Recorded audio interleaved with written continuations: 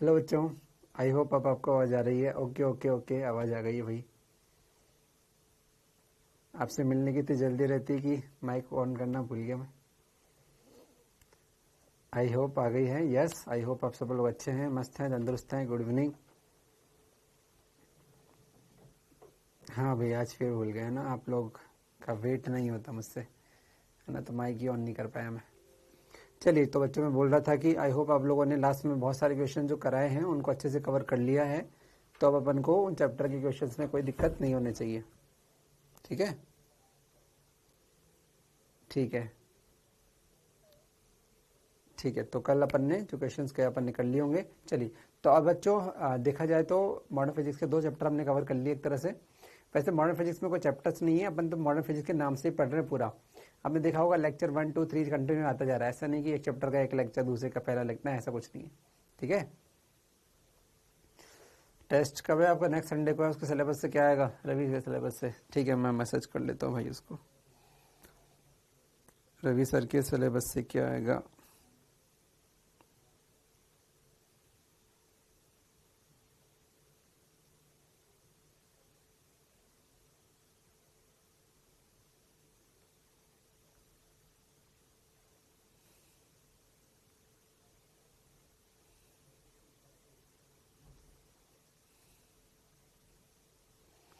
ठीक है, मैं बता दूंगा आपको अभी, है ना, आप टेंशन ना लें, मैं आपको बता दूंगा। चलिए, तो बच्चों मेरे सिलेबस से क्या आएगा भैया? मॉडर्न फिजिक्स जहाँ तक पढ़ा दूंगा वो सब आएगा। मॉडर्न फिजिक्स से अपन कोई रिस्क नहीं लेना चाहते। EMW जोड़ लेते हैं उनसे। EMW और मॉडर्न फिजिक्स, ये अपना टेस्ट का सिलेबस रहेगा। ठीक है, तो जब भी है, नेक्स्ट संडे है शायद, तो बता दिया पहले। अब एक बार में बता दिया, बार बार नहीं, है ना, ये बार बार नहीं बात करें। तो बच्चों आज अपन नेक्स्ट आगे बढ़ते हैं। न्यूक्लियर फिजिक्स, नाभिकीय भौतिकी। न्यूक्लियर फिजिक्स, नाभिकीय भौतिकी, हिंदी में लिख लें अपन नाभिकीय भौतिकी।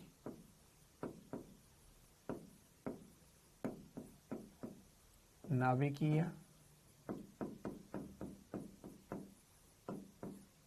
भौतिकी। ठीक है भाई, चलिए, तो नाभिकीय भौतिकी। चलिए अब देखें ध्यान से, ये क्या है? नाभिक। नाभिक क्या होता है बच्चों, आपको पता है? आपको पता है कोई भी एटम है, कोई भी एटम है, ये सेंटर में ये न्यूक्लियस नाभिक है, इसे बोलते हैं नाभिक। और कोई भी अगर परमाणु है, कोई भी अपने पास परमाणु है, उसमें नाभिक सेंटर में होता है, धनात्मक हम बोलते हैं। इसके आसपास कक्षाओं में इलेक्ट्रॉन चक्कर लगाता है बच्चों, इसके आसपास कक्षा में इलेक्ट्रॉन चक्कर लगाता है, तो इलेक्ट्रॉन चक्कर लगा रहा है। ठीक है, चलिए, इसके आसपास कक्षा में इलेक्ट्रॉन चक्कर लगा रहा है। मॉडर्न फिजिक्स ही चल रहा है बच्चे। मॉडर्न फिजिक्स में पहला पार्ट था फोटो इलेक्ट्रिक इफेक्ट, प्रकाश विद्युत प्रभाव, जो हमने कर लिया।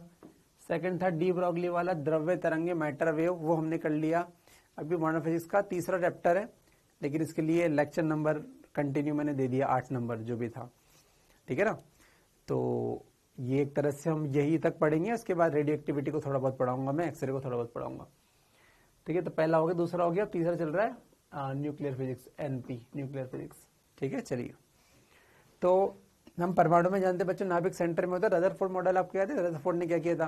परमाणु के सेंटर में एक धनात्मक भाग है जिसकी घनत्व ज्यादा है, एक हजारों अल्फा कणों में से एक कण वापस टकराया, आपको याद आ रहा होगा। तो वो यही था जिस नाभिक से वो टकराया था, कण गया, टकरा के वापस आ गया। तो ये जो नाभिक है बच्चों, इसको पढ़ना है हमें, परमाणु को नहीं पढ़ना। आपको दिख गया होगा सर, परमाणु बड़ा है, नाभिक छोटा है। परमाणु वैसे ही छोटा है, लेकिन नाभिक तो उसके अंदर है, मतलब और भी छोटा है ना? ठीक है,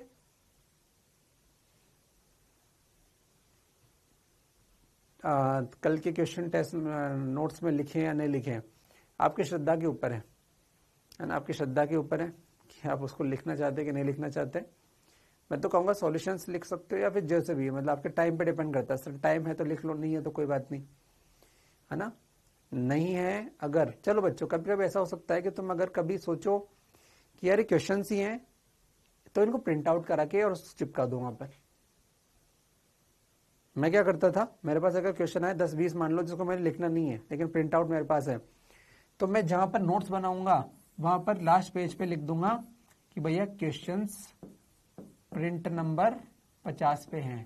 तो मेरे पास जितने भी प्रिंट आउट है उस पर सब पर नंबर मैंने डाल रखा है, 1 2 3 4 5। जब मैं देखूंगा प्रिंट आउट नंबर 50 तो प्रिंट आउट नंबर 50 देखूंगा, क्वेश्चन देखूंगा, चिपका दूंगा। ऐसे जुगाड़ कर सकते हो। लिखोगे तो प्रैक्टिस हो जाएगी, उसमें कोई बुराई नहीं है। लिखोगे है ना तो प्रैक्टिस हो जाएगी, तो आपके ऊपर है, तो उसमें ऐसा कुछ नहीं। ठीक है, देख लेना। ठीक है, तो मैंने क्या कहा आपसे, ठीक है, नाभिक। ठीक है, तो ध्यान दो, ध्यान दो, अब पूरा ध्यान इस पे। तो नाभिक ये होता है। तो बच्चों नाभिक को रिप्रेजेंट कैसे करते हैं, नाभिक का प्रदर्शन, रिप्रेजेंटेशन ऑफ न्यूक्लियस, रिप्रेजेंटेशन।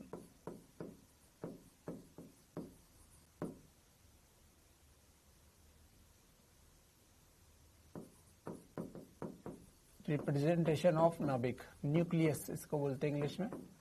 नाभिक का प्रदर्शन कैसे करता है, तो बच्चों नाभिक का प्रदर्शन ऐसे करते हैं, ये एक्स, ये जेड और ये ए। बताओ, अब आप लोग बताओ, ए क्या है, ए क्या है, क्या द्रव्यमान संख्या है,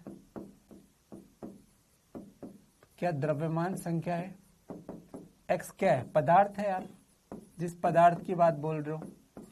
और जेड क्या है, क्या परमाणु भार है, क्या ये परमाणु भार है, क्या ये नंबर ऑफ प्रोटॉन्स के बराबर होता है।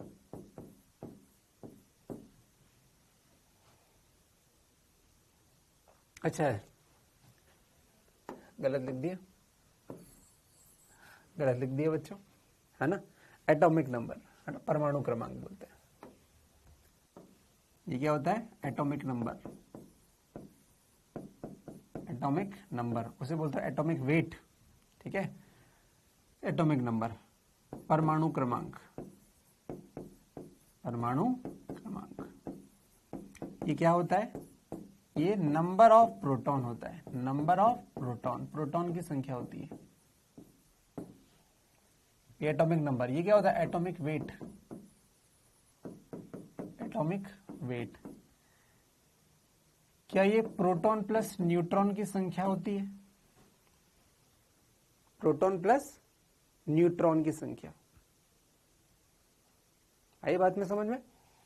चलिए अब मैं एग्जाम्पल बताऊं आपको, जैसे मैंने आपको कहा एग्जाम्पल, एग्जाम्पल कार्बन 6C12। तो भैया X मतलब C आ गया, तो मैं समझ गया कार्बन की चर्चा हो रही है। ठीक है, ये क्या है, प्रोटॉन, तो मैं कहूंगा इसमें प्रोटॉन बराबर 6 है। ये क्या है, ये है P प्लस N, प्रोटॉन 6 है, तो मैं समझ गया प्रोटॉन बराबर 6 और न्यूट्रॉन बराबर भी कितना, 6, क्योंकि 6 और 6 12 होते हैं।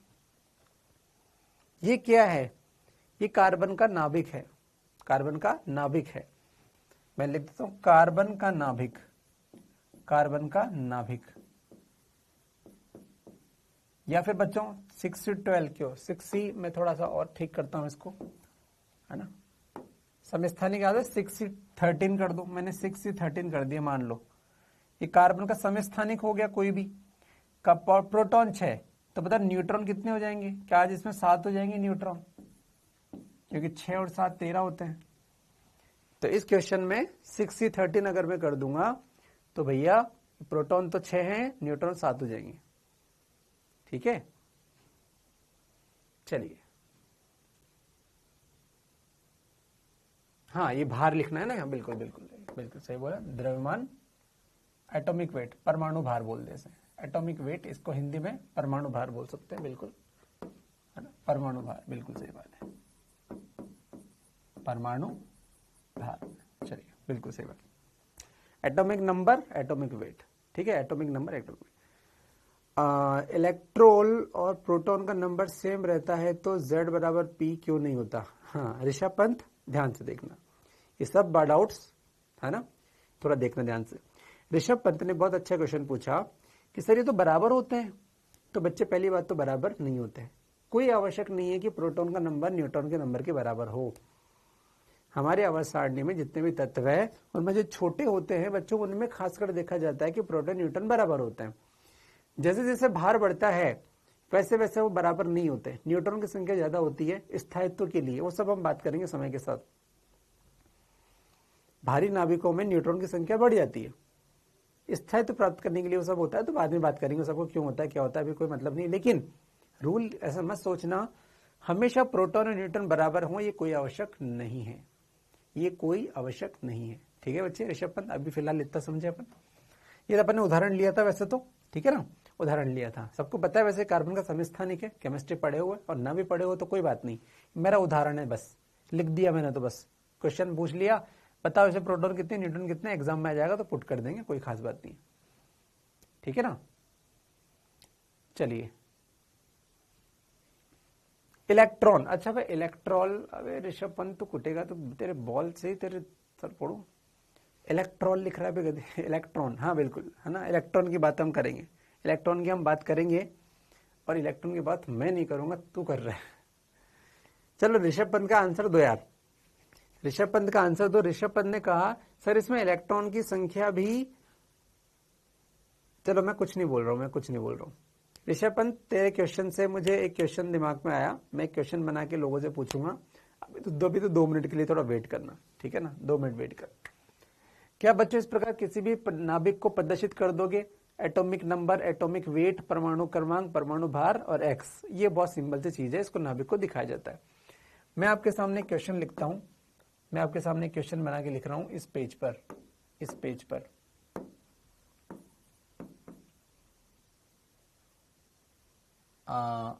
कार्बन के नाभिक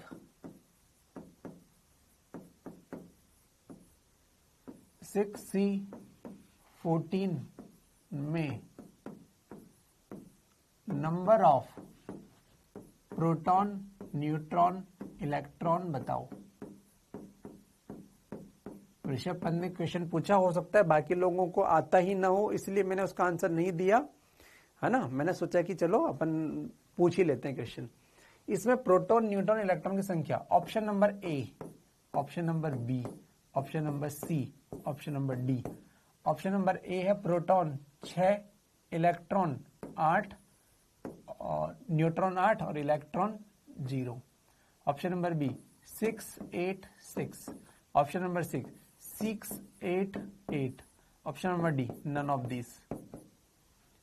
चलो ये आपके नीट 2025 में क्वेश्चन आ गया, मान लो।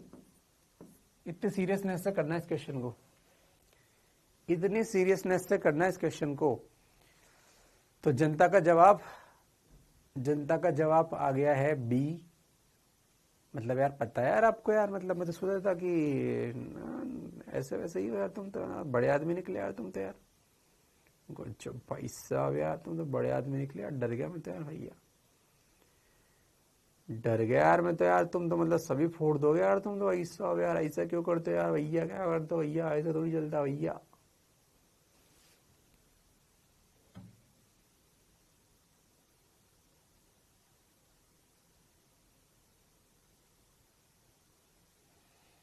डर गया यार भैया मैं तो, गजब कर दिया यार भैया तुम तो यार, ऐसे मत करो यार। ओके राकेश प्रजापति ने इंग्लिश में आंसर लिखा, breeze the right answer of this question. Okay Rakesh, thank you very much Rakesh. Rakesh is fully confident, and because I said the number of name of Rishabh Pant, so he's assuming himself as Rishabh Pant, and he's so much anxious, so much excited about this concept. Actually, he knows the concept, proton, number of proton, number of electron. Okay, बहुत बढ़िया, बहुत सुंदर। वे गधों सबके number है 0 number question का answer perfectly. तो अबे एक भी बच्चे ने सही नहीं दिया आंसर। केमिस्ट्री का जलवा है सिद्धू पाजी, बहुत बढ़िया। बे सिद्धू डंडा नहीं है, हरभजन सिंह का पेट लेके तेरे मारूंगा मैं। सबके नंबर है 0, सबके नंबर है 0। अब आंसर चेंज मत करो, आंसर चेंज मत करो, सबके नंबर है तुम्हारे 0। गधों, नाभिक लिखा है, नाभिक, तो नाभिक में इलेक्ट्रॉन होते हैं क्या? ये है नाभिक, इसके बाहर इलेक्ट्रॉन होते हैं, इलेक्ट्रॉन कक्षाओं में होते हैं, ये है नाभिक, नाभिक, नाभिक, इसमें इलेक्ट्रॉन नहीं होते बधों, परमाणु में होते हैं, इसमें केवल प्रोटॉन है और न्यूट्रॉन है, अंदर वाले को नाभिक बोलते हैं, अंदर वाले को, इसके बाहर इलेक्ट्रॉन है, परमाणु है, इसके अंदर इलेक्ट्रॉन, नाभिक के अंदर इलेक्ट्रॉन कब से आ गए?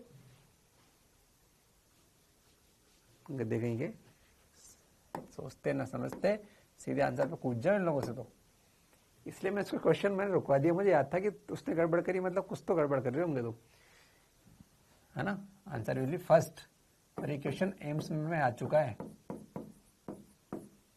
मूर्खों ध्यान दिया करो क्या लिखा है क्या नहीं लिखा, एम्स में आ चुका है क्वेश्चन, उसको भी पता था कि ये महानालायक लोग कुछ भी करेंगे अनशन काम, ठीक है। चलिए ठीक है, ठीक है, चलो नेक्स्ट ठीक है, नेक्स्ट आगे बढ़ते हैं अपन। चलो ये तो हो गया रिप्रेजेंटेशन, देखो इसमें तुम ढेर हो गए, आगे तो क्या ही पढ़ाऊं तुम्हें। चलो टाइप्स ऑफ न्यूक्लियस, नाभिक के प्रकार, नाभिक के प्रकार, अब केमिस्ट्री लगाओ। ए,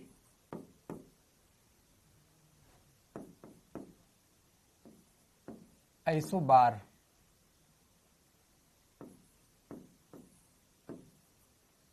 समभारिक, हिंदी वर्ड देखना क्या सही लिखा क्या मैंने, समभारिक, जिनमें ए समान हो, जिनमें क्या हो, ए समान हो, अरे भैया एक्स जेड ए, भार ये तो होता है जिनमें ए समान हो। बी, आइसोटॉप,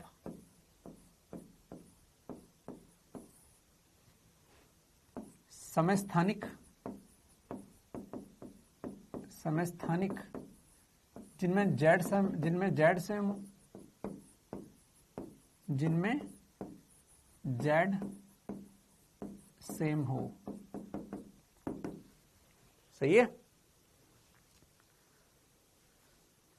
शिवम गिरी, मेरा सही था बस सबका देख के, बस ये तो होता है शिवम, है ना, कॉन्फिडेंस होना चाहिए खुद को कॉन्फिडेंस होना चाहिए, ठीक है। चलिए ए बी सी, समस्थानिक, ये केमिस्ट्री में पढ़ा है भैया तुमने, इसके क्वेश्चन आते हैं, 4-5 नाभिक देके बोले हम आपके हैं कौन, ये आपस में क्या है, समस्थानिक, समभारिक हैं, ये हैं वो हैं। एक होता है आइसोटॉप, आइसोबार, सम न्यूट्रॉनिक, आइसो न्यूट्रॉनिक, सम न्यूट्रॉनिक लिख दें, सम इलेक्ट्रॉनिक भी होता है, सम न्यूट्रॉनिक, जिसमें ए माइनस जेड सेम हो, ए माइनस जेड सेम हो। और आइसो इलेक्ट्रॉनिक भी होता है, number of electrons, iso electronic हो नहीं सकता, इलेक्ट्रॉन नहीं होता है। Iso diapers, iso diapers, iso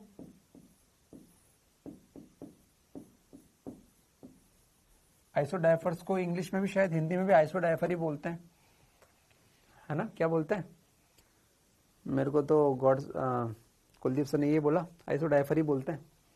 तो आइसो डायफर क्या होता है, प्रोटॉन व न्यूट्रॉन का अंतर सेम होता है, का अंतर सेम होता है, क्या सही है। कुछ होता है कि इसका नाम, अब देखो मैंने गोले के सोच समझ के बनाए, ए पे गोला है, ए मतलब एक्जेड, ए मतलब ए सेम है, इसमें पी पे गोला है मतलब पी सेम है।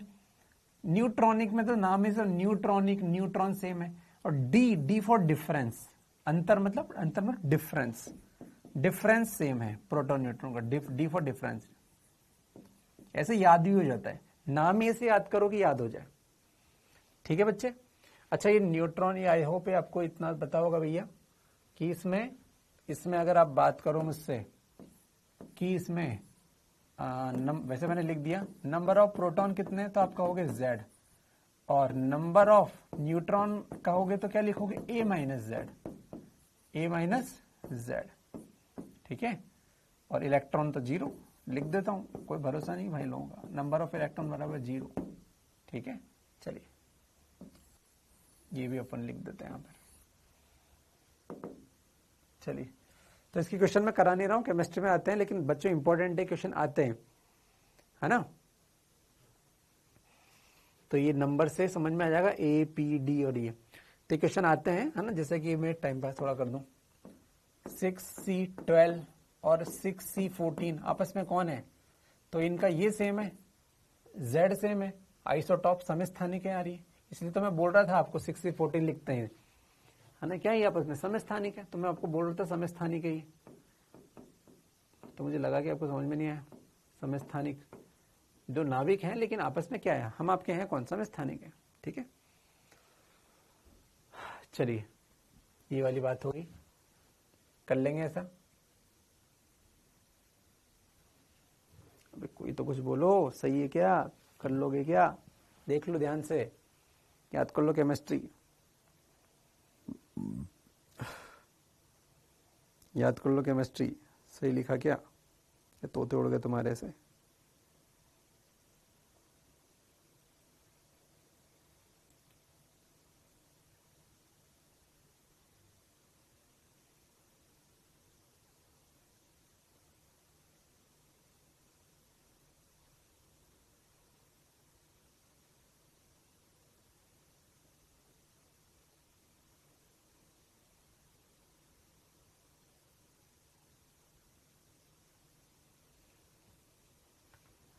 ठीक है भाई, चलिए बहुत बढ़िया, बहुत बढ़िया। चलो इस पे क्वेश्चन कर लेना, इंपॉर्टेंट है ना, इंपॉर्टेंट है। चलिए मैं आगे बढ़ रहा हूँ, मैं आगे बढ़ रहा हूँ, हाँ, बस देखना होता है क्या है, उसके प्रैक्टिस में कराते तो मैं यहाँ पे कराने के मूड में नहीं हूँ। चलिए अब बच्चों अपन यहाँ पर नाभिक के बारे में प्रकार देख लिए। चलिए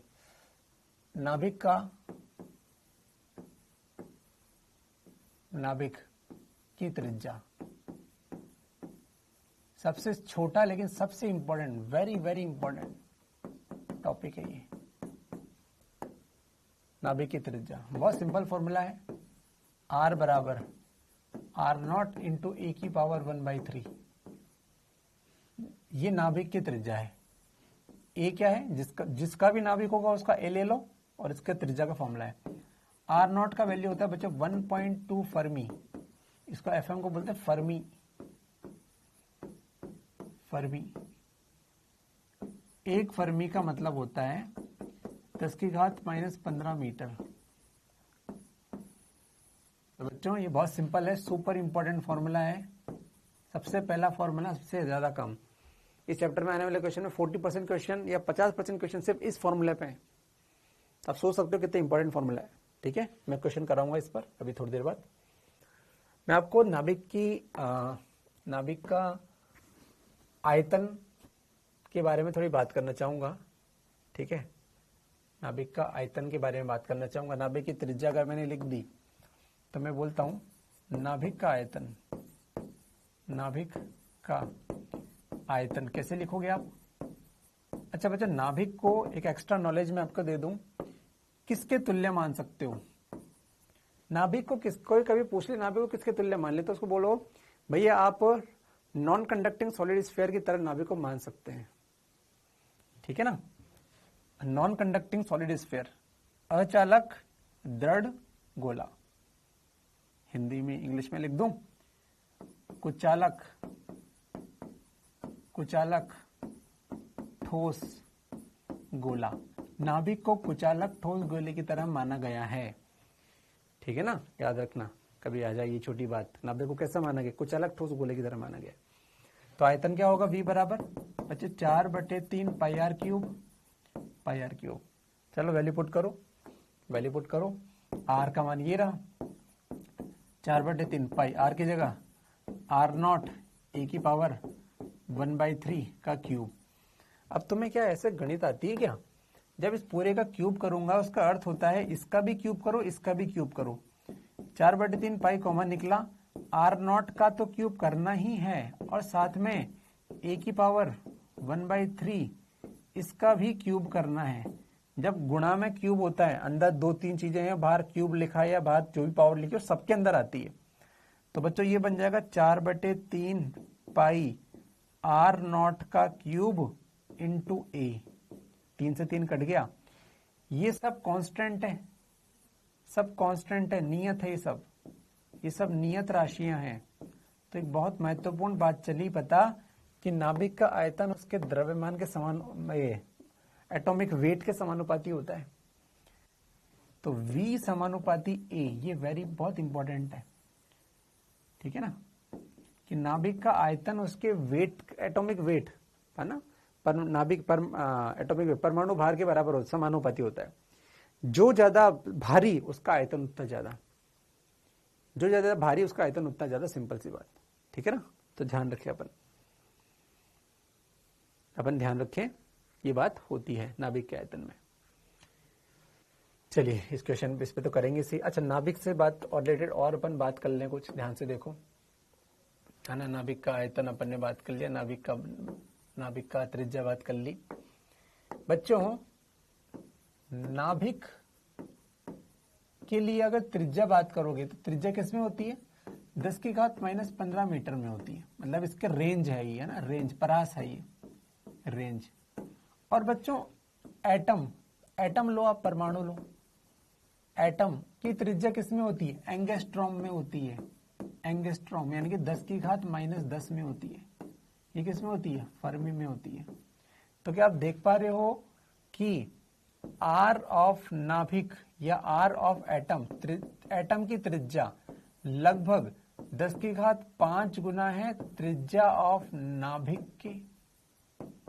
क्या एक गणित समझ में आ रही है आपके? 10⁻15 है और ये 10 है, तो एक गणित समझ में आ रही है क्या? अबे 10⁻15 है और ये 10 है, भाग लगाओगे 10⁻−10 बटे 10⁻15 -15 बराबर 10⁻5 आ गया क्या? ठीक है। तो नाभिक, सोचो, फील करो इस बात को। अबे 10⁻5 कितना होता है? 1000 में 3 जीरो होती है, 10,000 लाख, 1 लाख गुना ज्यादा है एटम की त्रिज्या नाभिक से। या सोचो कि नाभिक एटम से 1 लाख गुना अंदर है। सोच, इस एटम में जहां इलेक्ट्रॉन है उससे 1 लाख गुना अंदर चले जा, जब जाके तुझे नाभिक मिलेगा। और तुझे शर्म नहीं है कि तूने नाभिक के अंदर इलेक्ट्रॉन डाल दिए, जबकि इलेक्ट्रॉन से उसकी दूरी 1 लाख किलोमीटर है। मतलब 1 लाख गुना ज्यादा है दूरी, बिल्कुल अंदर है वो, 1 लाख गुना। सोच, मतलब त्रिज्या उसकी 1 लाख गुना ज्यादा है। सोचो 1 लाख किलोमीटर दूरी है उनके बीच में, फील करने के लिए कि इलेक्ट्रॉन और नाभिक के बीच में दूरी कितनी है? 1 लाख किलोमीटर। ऐसा नहीं, बहुत पास है, ठीक है। चलिए, अगर आपने ये फील कर लिया, कभी कभी तुलना आ जाती है एग्जाम में, तो इसलिए मैंने कराया। तो बताओ आयतन कितना होता है? वॉल्यूम बराबर 4/3 पाई आर क्यूब होता है क्या?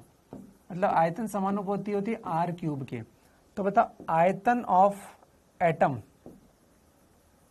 क्या वो लगभग क्यूब कर दो इसका, तो 10⁵5 का क्यूब 10⁻15।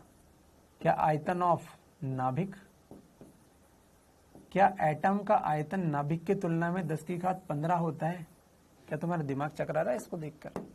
ये फील करो, तब जाके समझ में आएगा कि हम चैप्टर में किस लेवल तक घुसे हुए हैं,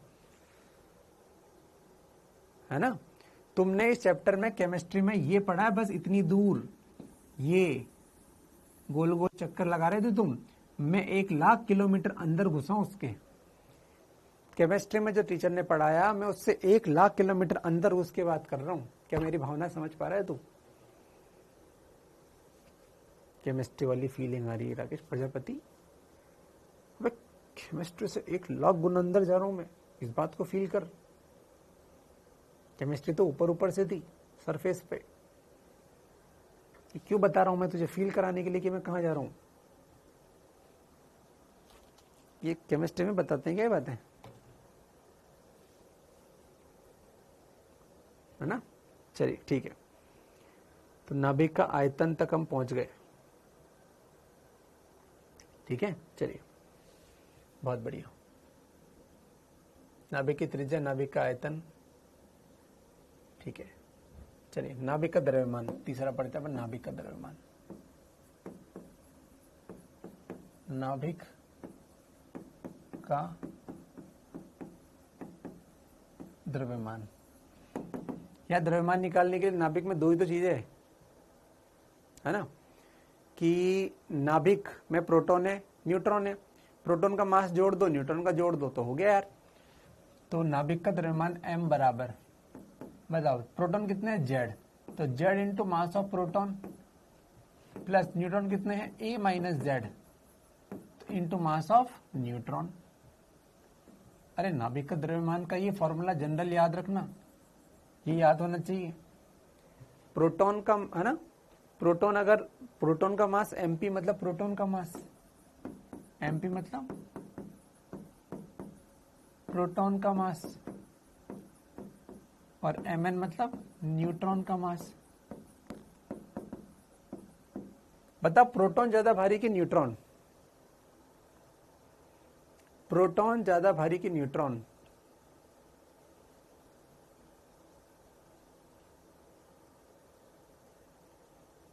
प्रोटॉन ज्यादा भारी कि न्यूट्रॉन? अरे यार न्यूट्रॉन होता है शायद, न्यूट्रॉन है ना, न्यूट्रॉन भारी होता है बच्चों, ठीक है, ये भारी होता है। हालांकि इससे मतलब नहीं है, प्रोटॉन और न्यूट्रॉन का मास लगभग बराबर होता है ना। भारी, हल्का फुल्का भारी है न्यूट्रॉन। अबे केमिस्ट्री की बात है यार, हल्का फुल्का न्यूट्रॉन भारी होता है लेकिन लगभग बराबर होते हैं। मतलब ये ज्यादा भारी भी नहीं, मतलब 10-20 ग्राम, मतलब बहुत ज्यादा, थोड़ा सा कोई फर्क नहीं पड़ रहा। इसीलिए तो मैं लिखता हूं चूंकि मास ऑफ प्रोटॉन लगभग बराबर है मास ऑफ न्यूट्रॉन के, इसीलिए हम क्या पुट कर देते हैं, m बराबर z into M P plus a minus Z into M N की जगह एम पी लिख दो। अब ये जेड एम पी और minus Z M P cut गया तो आंसर आ गया m बराबर a into M P, a into mass of proton. तो ये किसका मास है, नाभिक का। तो नाभिक का मास ऐसे लिख जा सकते हैं, मोटा मोटी एवरेज, कोई दिक्कत नहीं है, ठीक है, बहुत बढ़िया। चलिए अब इससे क्या फायदा हुआ हमें, इससे हमें फायदा हुआ नाभिक का घनत्व निकालने में। नाभिक का घनत्व, बच्चों घनत्व का फॉर्मूला आपको पता है, density equals to mass upon volume. Mass द्रव्यमान बटे आयतन, द्रव्यमान ये निकाल लिया, A into mass of proton बटे आयतन का भी फॉर्मूला पीछे निकाला था। वे कहाँ निकाला आयतन, ये रहा 4/3 पाई आर नॉट का क्यूब इंटू ए। देख लो बच्चों ये रहा 4/3 pi r naught, 4/3 pi r naught का क्यूब इंटू ए, ठीक है। ए से ए कट गया तो जो बचा ये सब नियत राशि है। बच्चों अजीब लगता है लेकिन सत्य है, दुनिया के हर नाभिक का घनत्व सेम है, घनत्व सेम है, कितना पैक होके वो जमे है वो सेम है, ठीक है ना। ये लगभग 2.3 इंटू 10⁻17 किलोग्राम पर मीटर क्यूब होता है। मैं आपको उदाहरण दूं, फील कर रहा हूं कि मान लो बेंगलोर और अहमदाबाद या चेन्नई, बेंगलोर चेन्नई अहमदाबाद या मुंबई, चलो ले लो, बेंगलोर चेन्नई अहमदाबाद मुंबई पुणे, इन सब में लोगों का घनत्व सेम है।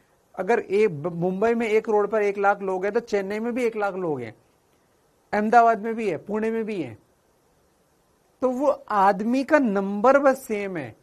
बेंगलोर में अलग आदमी है, पुणे में अलग आदमी है, अहमदाबाद में अलग आदमी है, बेंगलोर वाला कुछ और कर रहा होगा, ये कुछ और कर रहा होगा, ये कुछ और कर रहा होगा, नंबर की बात है। रोड पर एक पर्टिकुलर जगह पे कितने लोग भरे पड़े हैं, भीड़ की बात है, वो भीड़ सेम होती है सब में, दबे दबे होते हैं सब में, सब के नाभिक पे बिल्कुल दबे दबे होते हैं।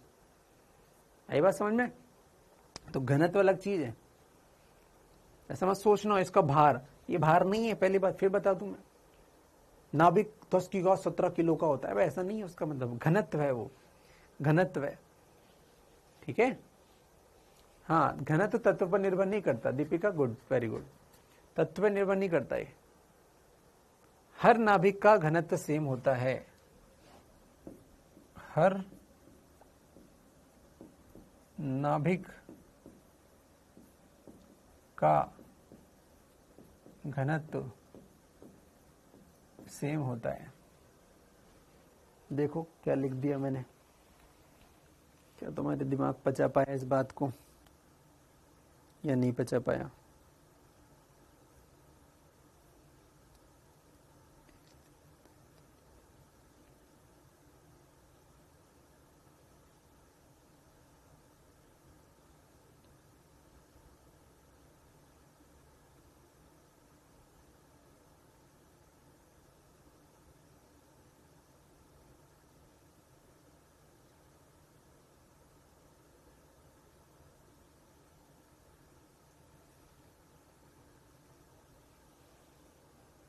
ठीक है बच्चे, चलिए ठीक है। तो घनत्व है, बस ये घनत्व है। कोटा में किसी रोड पर हर वक्त 5 लाख लोग होते हैं, मुंबई में भी किसी रोड पर हर वक्त 5 लाख लोग होते हैं, मतलब घनत्व सेम है।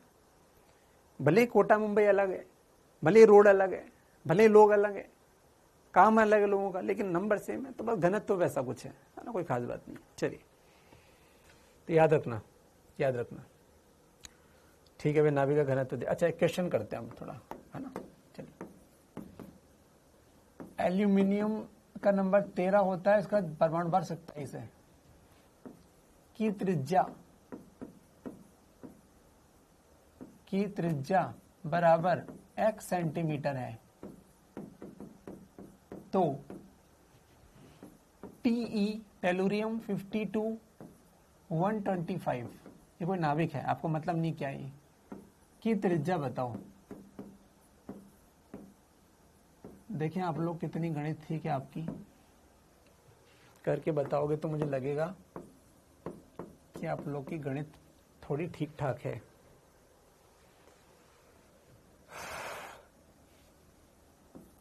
ये A1 है, ये A2 है, मुझे और किसी से काम नहीं है। R बराबर R0 e की पावर 1/3 होता है फॉर्मूला। तो भैया A1 है 27, A2 है इतना, तो मैं कहूंगा त्रिज्या ऑफ एल्यूमिनियम, मतलब ये समानुपाती किसके है, e की पावर 1/3 के समानुपाती है ना। त्रिज्या ऑफ एल्यूमिनियम बटे त्रिज्या ऑफ टेलुरियम बराबर एल्यूमिनियम का A1 है की पावर 1/3 बटे A2 की पावर 1/3। A1 कितना है 27 बच्चों, 27 की पावर 1/3 बटे 125 की पावर 1/3। 27 को लिख सकते हैं 3 की घात 3 की पावर 1/3 बटे 125 को लिख सकते हैं 5 की घात 3 की पावर 1/3। 3 से 3 कटा, आंसर है 3/5। क्या कर पाएगा तुम लोग, तो बता दो मुझे। अच्छा, आंसर 3/5 है, तो बस पुट करो x बटा त्रिज्या ऑफ टेलुरियम बराबर 3/5, तो 5x/3 आंसर हो जाएगा। त्रिज्या ऑफ टेलुरियम बराबर 5x/3। ये गणित पता नहीं तुम्हें आई कि नहीं आई, देख लो एक बार बोर्ड को खाली आराम से।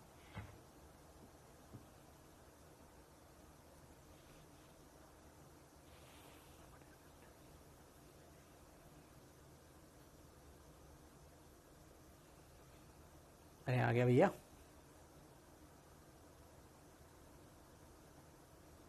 ठीक है। चलिए, बहुत बढ़िया, बहुत सुंदर, मजा आया बाबा।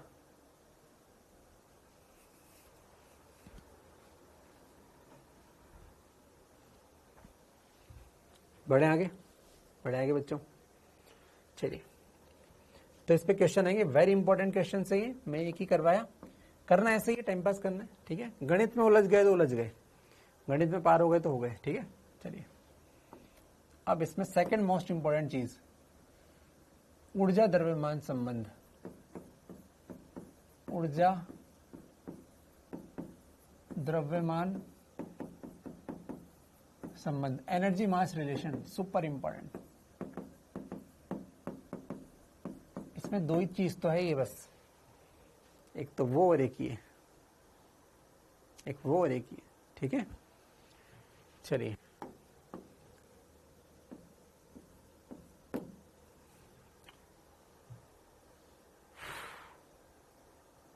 क्या हुआ तुझे स्नेहा, क्या कर दिया मैंने, क्या कर दिया मैंने ऐसा महान कार्य।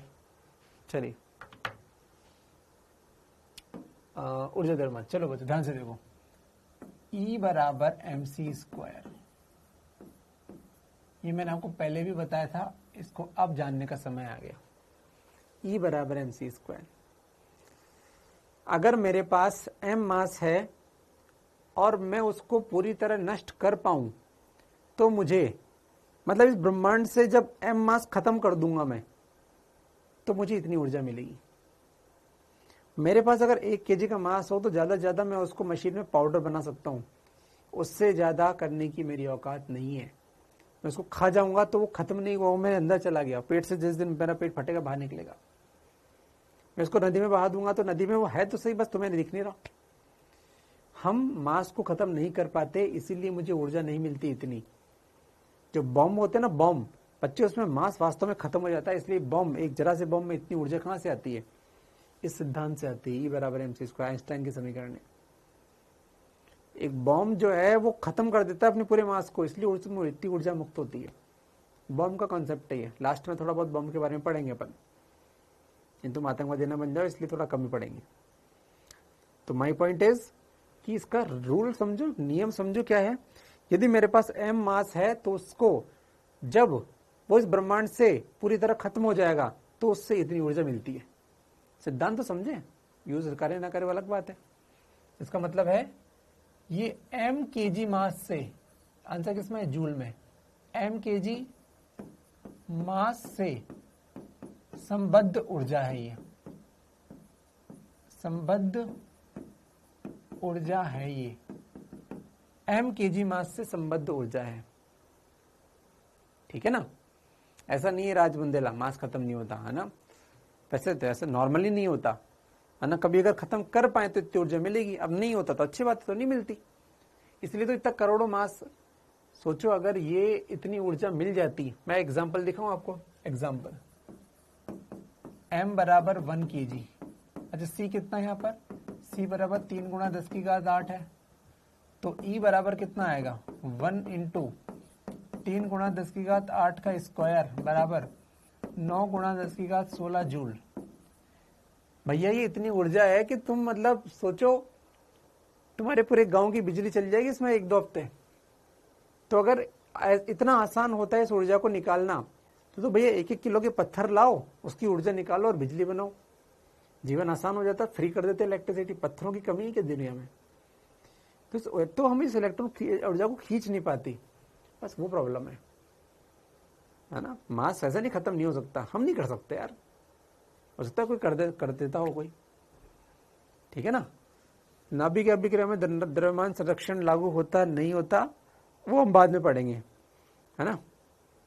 नाभिक अभिक्रिया में बच्चों ऊर्जा द्रव्यमान, चलो छोड़ो मैं क्यों बोल रहा हूँ, अभी बात नहीं करनी मुझे।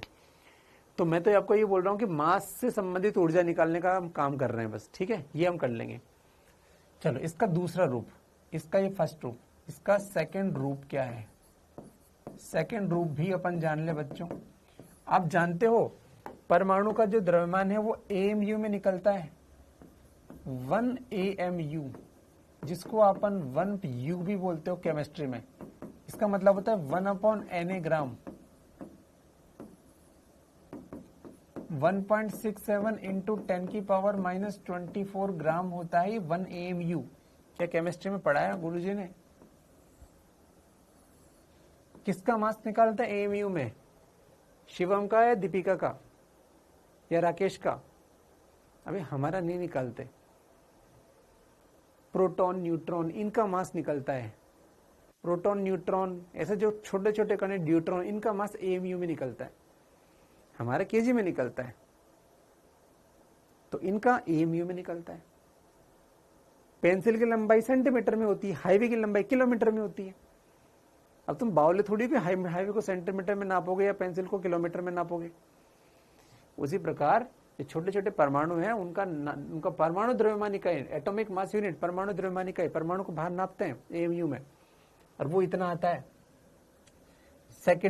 सेकंड रूप क्या है बच्चों कि E बराबर mc² में E बराबर मास ले लो एएमयू में, ऊपर किस में था m kg मास kg में, इंटू 931 से गुणा कर दो। सर 931 कहां से आया? मैंने बहुत कुछ गणित लगा के वो फॉर्मूला बनाया है ना। तो आंसर आ जाएगा MeV में, मेगा इलेक्ट्रॉन वोल्ट या मिलियन इलेक्ट्रॉन वोल्ट में आंसर आ जाएगा। एनर्जी किस में मिलेगी? MeV में ऊर्जा मिलेगी, ऊर्जा का आंसर आएगा। आपको उदाहरण देके बताता हूं तो आपको समझ में आएगा। एग्जाम्पल, M बराबर 2 AMU से संबद्ध ऊर्जा बताओ, तो हमने लिखा आंसर में, समझना ध्यान से, E बराबर ये फॉर्मूला यूज किया, 2 AMU में था तो 2 लिख दो, इनटू 931 से गुणा कर दो, आंसर आ गया मेगा इलेक्ट्रॉन वोल्ट में। ये बन गया 1862 मेगा इलेक्ट्रॉन वोल्ट। किसी ने कहा सर मुझे MeV नहीं समझ में आया, मैंने कहा कोई दिक्कत नहीं है, मेगा का मतलब होता है 10 की घात 6, तो 1862 गुणा 10 की घात 6 इलेक्ट्रॉन वोल्ट ऊर्जा है। अब तुझे इलेक्ट्रॉन वोल्ट तो मैंने सिखा दिया। उसने कहा सर और रूप बताओ इसके, मैंने कहा कोई दिक्कत नहीं है, E बराबर 1862 गुणा 10 की घात 6 इंटू 1 इलेक्ट्रॉन वोल्ट मतलब 1.6 इंटू 10 की पावर -19 जूल। ऊर्जा का आंसर जूल में भी आ गया, इलेक्ट्रॉन वोल्ट में भी आ गया, MeV में भी आ गया, जो चाहिए वो मिल गया।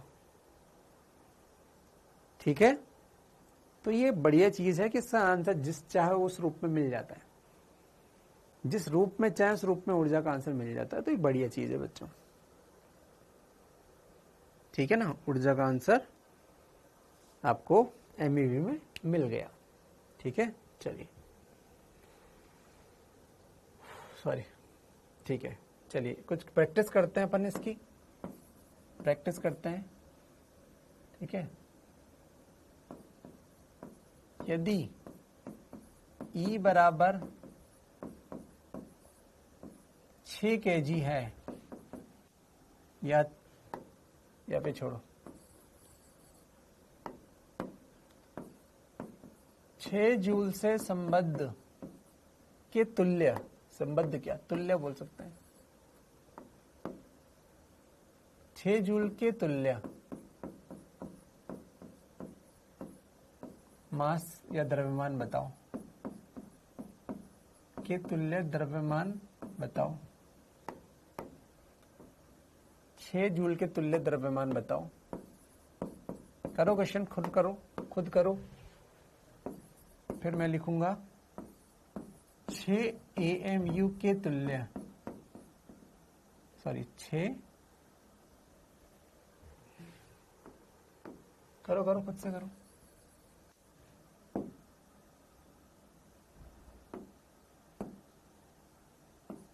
6 MeV के तुल्य द्रव्यमान बताओ।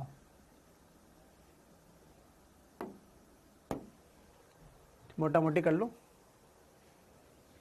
तो भैया E बराबर mc², E का मान दे रखा है 6 बराबर m और c² का मान 3 गुणा 10 की घात 8 का स्क्वायर, तो m बराबर बन जाएगा 6 बटे 9 गुणा 10 की घात 16, मास किस में आएगा? केजी में। आंसर आ गया यार, सिंपल। इसमें ई का आंसर आएगा मास इन एएमयू इंटू 931 एमईवी। ई दे रखा है 6 एमईवी बराबर एम इंटू 931 एमईवी। एमईवी से एमईवी कैंसिल हो गया। एम बराबर 6/931 इतना ए एम यू। ये लो यार, इतना ए एम यू हो गया। समझने में दिक्कत है तो मुझे बताएं।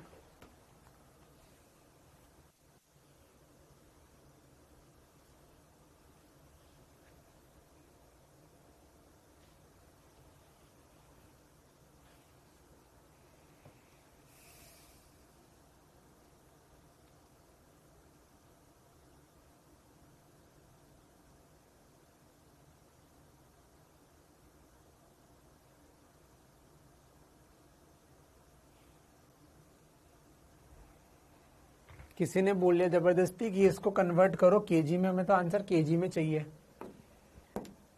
या फिर आंसर ऐसे ही बोल सकता हूं मैं, m बराबर 6/931 इंटू 1 AMU में कितना मास होता है? 1.67 इंटू 10⁻⁻24 इतना ग्राम। आंसर ग्राम में आ गया।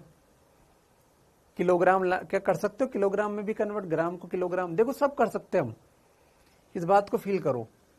इस केजी को भी ग्राम में एएमयू में बदल सकते हो आप, अगर आप में थोड़ी बुद्धि है तो।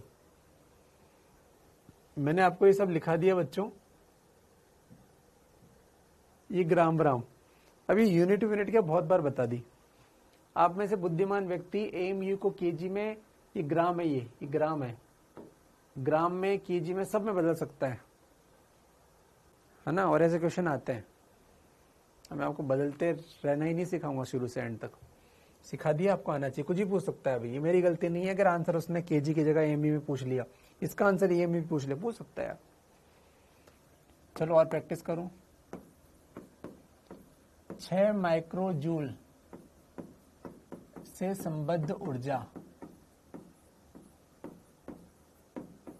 और इधर से संबद्ध द्रव्यमान, 6 इलेक्ट्रॉन वोल्ट से संबद्ध द्रव्यमान, है ना, ऊर्जा नहीं द्रव्यमान। मास कितना है? चलिए करो। एक बच्चे ने सोचा यार E बराबर mc²।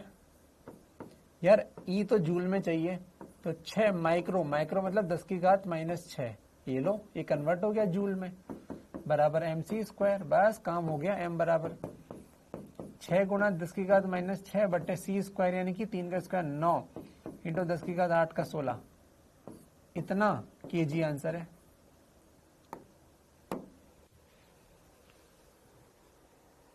ठीक है, इतना केजी आंसर है।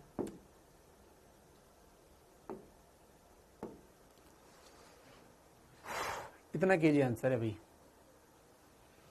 इस क्वेश्चन के लिए 2 बच्चों का दिमाग अलग अलग चला। मेथड 1, ध्यान से समझना बच्चों, इस पे क्वेश्चन आए हैं बहुत और ये काम आएगा, इसलिए इतने क्वेश्चन करा रहा हूं मैं। एक बच्चे ने सोचा कि यार E बराबर जो दे रखा है वो 6 इलेक्ट्रॉन वोल्ट है। इसका मतलब है 6 गुणा 1.6 इंटू 10⁻⁻19 जूल दे रखा है। तो उसने E बराबर mc² लगा दिया फॉर्मूला, और m का आंसर निकाल दिया 6 गुणा 1.6 इंटू 10⁻⁻19 बटे c², यानी कि 9 गुणा 10 की घात 16। मास किस में आएगा? केजी में आएगा, तो आंसर केजी में आ गया। ये एक बच्चे का दिमाग चला। देखते जाना। दूसरे बच्चे ने सोचा, मेथड नंबर 2, कि यार MEV में होता तो मुझे पता था, तो MEV में बदल लेता हूं यार। E बराबर 6 इलेक्ट्रॉन वोल्ट है, उसने 10 की घात 6 से ऊपर और 10 की घात 6 से नीचे गुणा कर दिया। अब मुझे बताओ बच्चों, ऊपर के 10 की घात 6 को मेगा लिख सकते हैं ना, m, तो ये बन गया 6 गुणा 6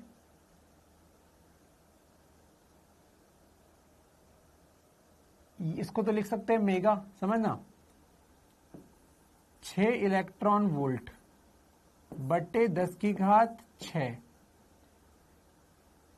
इसकी जगह लिख दिया मेगा। ध्यान से समझना, आप गड़बड़ करते हो आप लोग।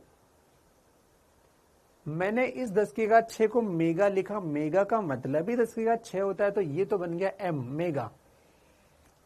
बच्चों क्या ये 6 ऊपर 10 की घात 6 ऊपर जाएगा तो 6 गुणा 10 की घात -6 मेगा इलेक्ट्रॉन वोल्ट नहीं बन जाएगा? देखो एक बात ध्यान से, क्या तुम्हें से यूनिट बदलना आता है कि नहीं आता?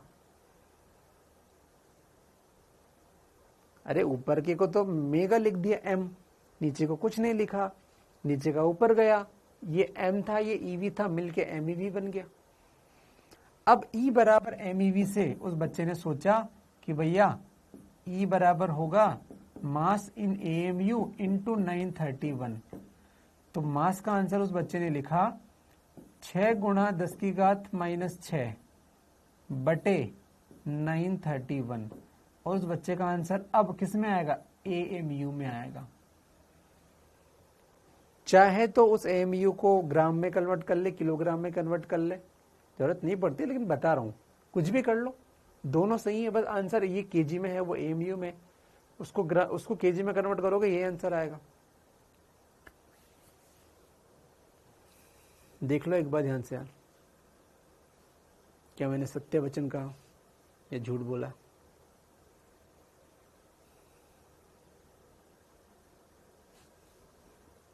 देख लो एक बार ध्यान से, क्वेश्चंस भरे पड़े हैं, ऐसे आए एग्जाम में आए हुए क्वेश्चन ऐसे भरे पड़े हैं, है ना, भरे पड़े हैं ऐसे क्वेश्चंस।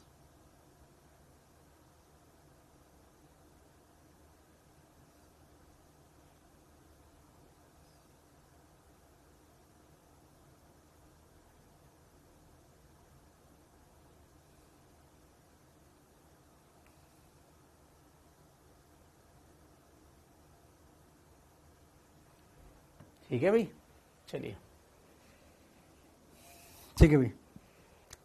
वैसे यहाँ तक एक टॉपिक कंप्लीट हुआ है अपना ऊर्जा।